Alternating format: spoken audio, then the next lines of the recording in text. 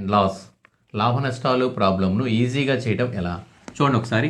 A trader bought an item for 80,000 rupees and sold it a loss of 20%. What is the selling price? ఒక వ్యాపారి ఒక వస్తువును 80,000 రూపాయలకు కొని అమ్మగా 20% నష్టం వచ్చినది. అయినా అమ్మిన వేల ఎంత? చూడండి, ఎప్పుడైనా సరే కొన్న వేల ఎప్పుడు కూడాను కాస్ట్ ప్రైస్ అనేది 100%లో ఉంటుంది.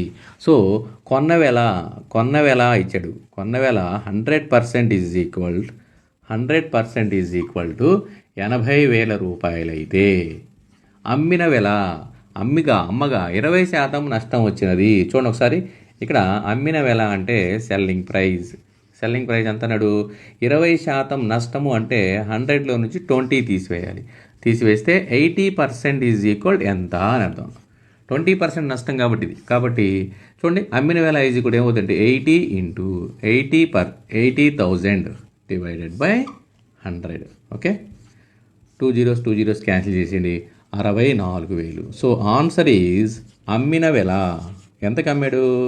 64,000కి అమ్మటం వల్ల అతనికి 20% నష్టం వచ్చింది. So answer is 64,000.